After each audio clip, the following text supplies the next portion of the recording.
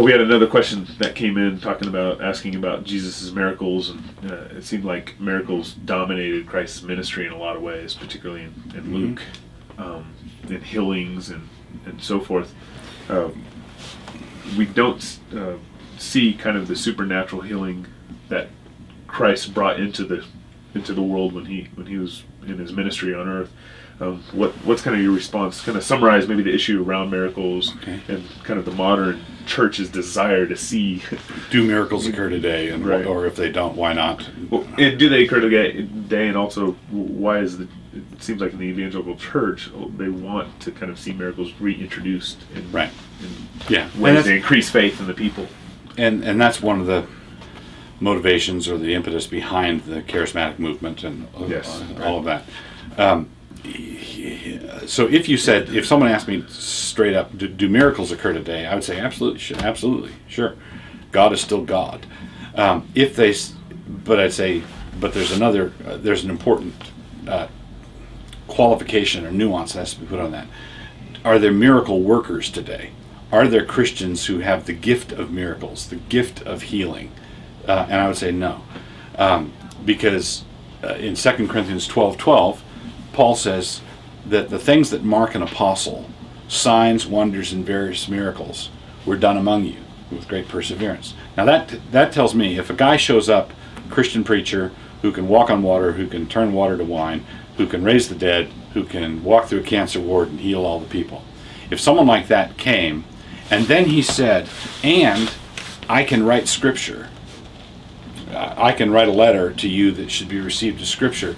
If I admit the first, I think I have to admit the second, because that is how an apostle, that's how a prophet, someone who is authorized to write scripture and speak for God, those are his authentication papers.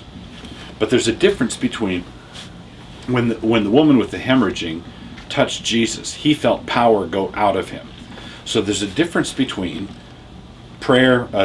James says the effectual fervent prayer of a righteous man avails much. If we have the elders gather around, this happened to me once. I and another elder went to visit a young boy who was sick in the hospital. He had a high fever, and we prayed for him. James 5, we prayed for him, and within seconds his fever broke and he was sitting up and asking for a cheeseburger. And it was kind of spooky, but it wasn't really spooky because power didn't go from us to him. It wasn't like what Jesus did. It wasn't, we didn't have the authority vested in us to do that for him. What we did is we beseeched God. We asked God, and God answered the prayer. So if healing goes from us to God to the person, that person can be healed, can be restored, wonderful things can happen, remarkable things can happen, but there's no miracle working vested in persons who thereby are authorized to write scripture. So that's my main concern about all of this, has to do with the authority that would be given to someone if they really could work a miracle. And if you look in scripture, there are miracle clusters, and those miracle clusters are around periods of revelation. Moses is one miracle cluster, Elisha is another miracle cluster, and Jesus and the apostles is another miracle cluster. These are authenticating signs for those who would tell you this is a message from God. You must believe it. If someone tells you that on the bus, you shouldn't accept it unless they do something. Yeah. Now, at one point, the apostles came back to Christ and said, "There's these people who are healing in your name. What do we do about them?" So there's examples in scriptures where it wasn't just apostles who were doing the healing. It wasn't just apostles, and it wasn't, but I would say it's apostles, Jesus and apostles, and people in the apostolic circle. So people who could derive their authority from their connection to the apostles. So once the apostles are gone, think of it this way. When God pours out his Spirit in times of revelation, sometimes there's slop. He pours that on Jesus and the apostles, and there's people around who get caught up in it and are affected by it. But everybody knows that this goes back to Jesus. This goes back to the apostles. If someone's sort of a standalone guy, he pops up in Tulsa and says, "I can do miracles." Well, if he really can, then that says something that about his authority. In Scripture, miracle working is an authenticating, authorizing sign from God. You need to pay attention to what that guy's saying.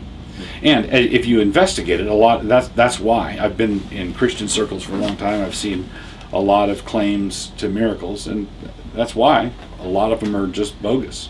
Right. It's people wanting the sort of scratch and sniff miracles. They want the feel of miracles, the kind of miracle you can get when you get a bunch of people in a tight room, whipped up and excited. And they're trying to replace their lack of faith for something they can experience or feel or think they see. Or and actually, here's another weird thing. There are no miracle workers today who are restoring the limbs of double amputees. There are no miracle workers today who are raising the dead. People have been dead a couple of days. That's just not happening.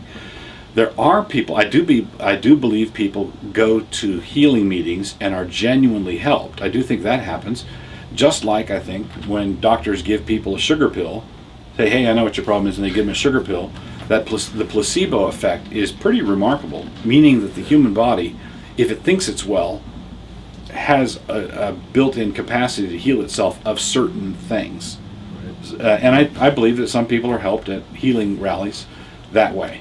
Right. But I don't believe that people are healed today from the healer the way it happened in the New Testament. A lot of charismatic pastors are kind of driving this movement, and it's almost as a result of kind of a deficiency on their ability to work through scriptures, and so they default to the emotional response. Right. Basically, if you can get a following, if it works, if people who are in pain, I think it has to be acknowledged that people who are in pain have low sales resistance. Right.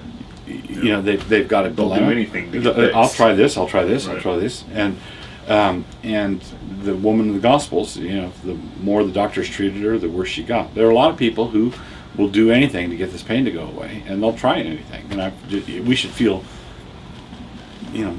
bad for them. Yeah. Okay. Thank you.